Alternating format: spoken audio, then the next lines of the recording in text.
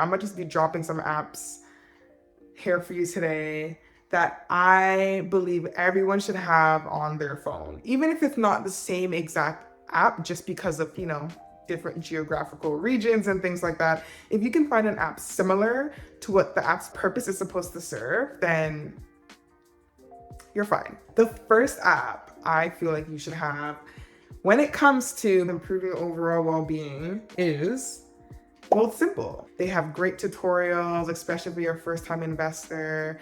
They have the option to manage certain investments for you, or you could choose to DIY it and pick your own stocks. They also have a crypto section of the app now, so you can also purchase and sell crypto. They also have a tax feature, so you can also do your taxes with them. They've really grown over the years. So when I first used Wealthsimple, it was strictly focused on stock market investing. And now there's different types of investments. They have a card. They've just rolled out a bunch of new products and features as part of their overall app. So if you can't have Wealthsimple, it's a Canadian company, there definitely has to be an investment app out there for you. Do your research and get on having an investment app, because we all know the power of investing and having your money work for you. Enough said. The second app on my phone that's just as important is a high interest savings account. And so that high interest savings account that I use is EQ Bank in Canada. You can invest your money into different investment products like guaranteed investment certificate. So that is the bank guaranteeing you a certain amount of interest on your money. It's much higher, usually between 2 to 4%, depending on how the economic markets are doing. The difference is that a regular bank account, like if I were to bank with RBC or Scotia or TD, the interest rates for those savings are super small, like 0.05%. or even smaller. But when you specifically invest with a high interest savings account, you will see your money growing within the 2 to 4% interest range, which is such a dramatic increase. And it's almost like investing, but on safety mode. The risk level of investing in a high interest savings account is super low. You're not investing in like stocks outright or anything like that. So I can explain more of it. I probably have explained more in other videos or on my blog. So definitely go check that out somewhere on the World Wide Web. But just so happens EQ Bank has an app. So that's what I have on my phone. And I make sure to have my sinking funds. So where I have savings for different things that I'm working towards. So whether it's travel, taxes, or for my emergency. The next app that I have, I feel like I'm focusing on all like the finance apps first, because money is important, okay? It's an important aspect of self-care and our overall well-being. So Borrowell is a credit score app. That is the app that I use to obviously check to see where my credit score is at. They obviously have other features. I love the little coaching feature that they have. So like based on your credit score, they can tell you like what you need to do to improve it. And you have all sorts of tips and a blog as well to kind of empower you and educate you on your financial literacy around credit scores. And that is normally who I tend to check in with. There's obviously other credit score institutions like Equifax, and those are some of the institutions you more likely go for when you're like going to buy a house. And like those are institutions that banks more so recognize. But Borrowell, if you're just doing it for yourself, you just personally want to check your credit score just for like the curiosity of it and to keep tabs, Borrowell is great. I also get like little notifications and emails every once in a while from them letting me know that my credit score has changed. So it's helped me to regularly get into the habit of checking my credit score as well too. They're really good with that. Then the next app I'm going to talk about is Taskr. I haven't been using Taskr much lately. Some of these apps I'm recommending are like my all-time sort of favorite apps, or some of them are just like apps that I'm really getting into now. I have certain phases and seasons of some of these apps, but Taskr is I would kind of say it's like a freelancing app. So anyone that has like a skill or a trade that they can commercialize and turn into gig work, Taskr is your app. I've actually have been able to find work through Taskr, like one-off gigs. There was a year where I was like taking time off, and I got to a point where I was like, I don't know if I can afford to take any time off anymore, and I kind of wanted part-time work. And so I found Taskr, And with Taskr, I think the work that I did on there was, and I was an administrative assistant. So you can select what kind of jobs you want to do, from cleaning to walking people's pets to building IKEA furniture. I chose at the time to do admin and office work for people, and I ended up matching with someone town nearby, and I ended up doing their admin for like 2 to 3 months. That put an extra $500 in my pocket every month while I was working for that person. You know, people talk about side hustles. I think Taskr is a great app if you want to add a side hustle. My next app is Spotify. It sounds silly, but Spotify is where I go to listen to all my music, my audiobooks, my podcast. Really, it's a one-stop shop for any sort of education. I go back and forth between using the free version of Spotify and then the premium, and then I always end up having to stick with the premium. So to me, if I'm purchasing a subscription, you know, I got it bad for them. The amount of books I get to listen to, I mean, can you imagine how much money I would be spending if I had to buy a book at a bookstore? Nowadays, one book already costs like $30, $40 even sometimes. So the fact that I can listen to that same book for $5 a month, all my podcasts where I learn about, you know, my health and my well-being, money, everything is there. So I could not live without it. And I think you should have at least some kind of streaming platform, whether it's YouTube or Apple, like something where you can at least listen to music or audiobooks, or listen to some podcasts. Then we got Airbnb. There's no way I can ever delete Airbnb. I would be so sad if I ever have to. So please, CEO, don't F this up. Why I love Airbnb is just the customized experience that you have by staying in someone's home. When I travel, I like to have cultural experiences. And so I feel like you don't get that when you're staying at a hotel. It's very capitalist way, an egocentric way of traveling, right? It's like, I'm gonna come and travel to this country, but I'm going to hide myself away in like these aesthetically pleasing rooms that don't help me to integrate with the society there.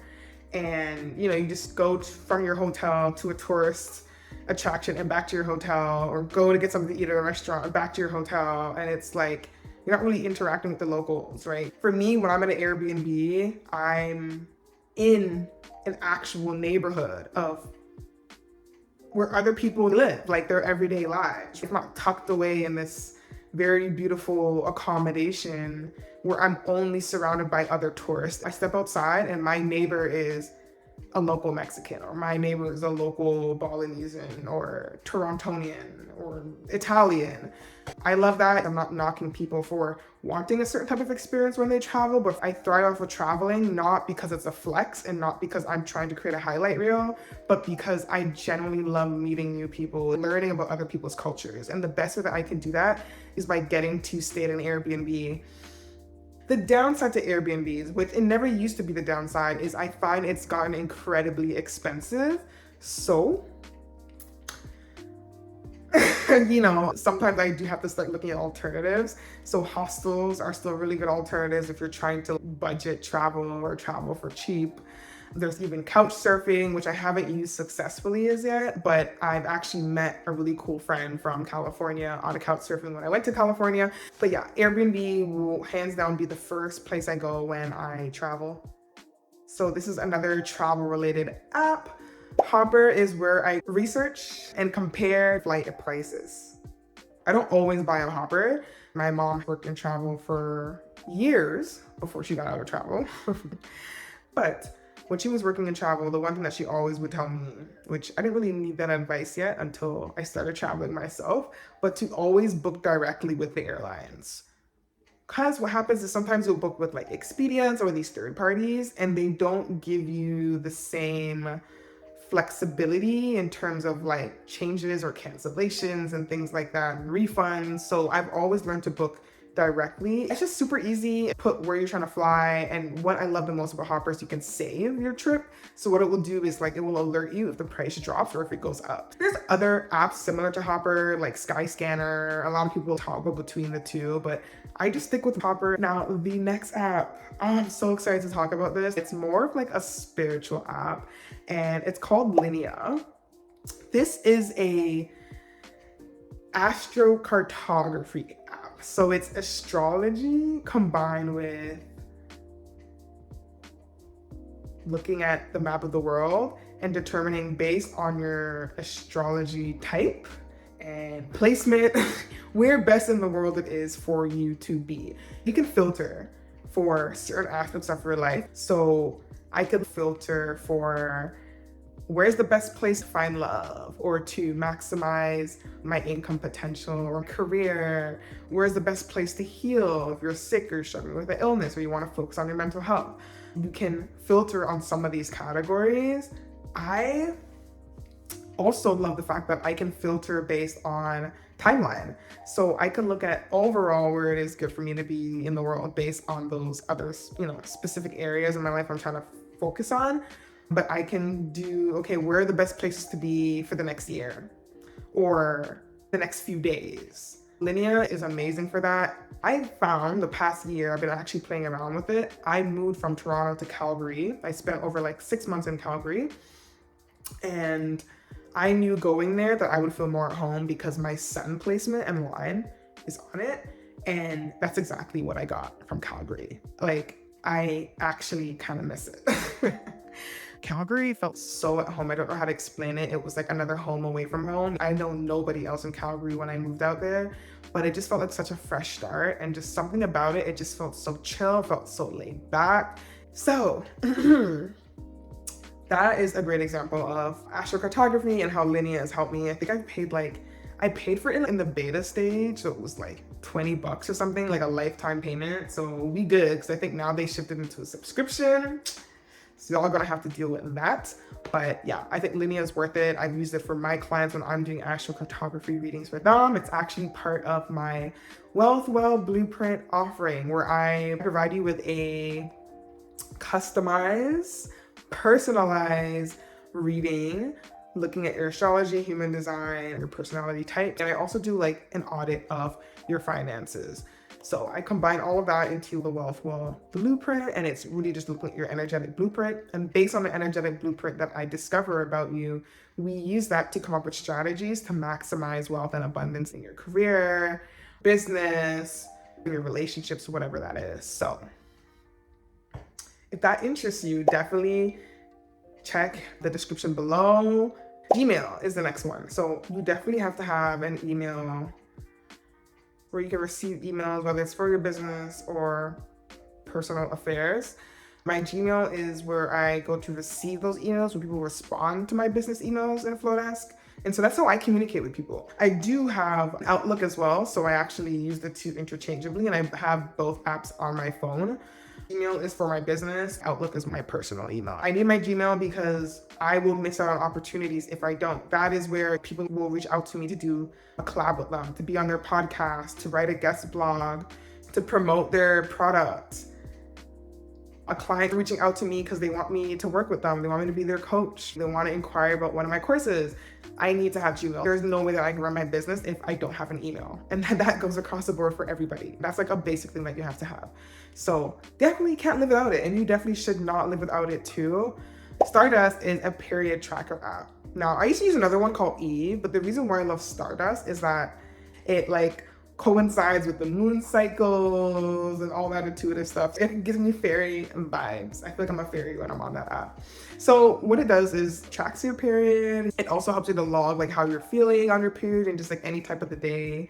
And I think a period tracking app is important because as I get to better understand my health and my body, I realize that women, the energy that we have changes based on our period cycle.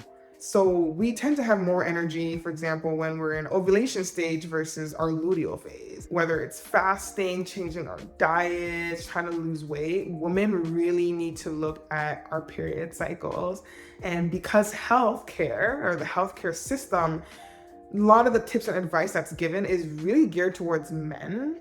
Therefore, the health solutions for us are going to be different. And so that's something that I really learned. And so tracking my period has been an important ritual for me and like habit I've integrated into my healthcare.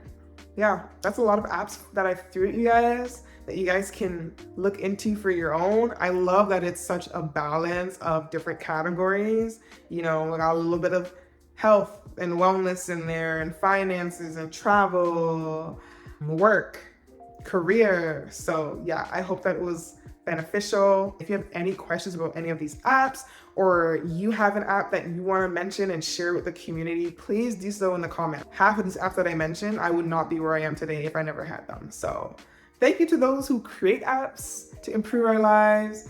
And thank you to those who showed up to watch this video all the way to the end. Really love and appreciate you. If you found this video helpful, please don't forget to like and subscribe, share with some friends, whoever you think this will help and benefit. And I will see you again in the next video. Bye.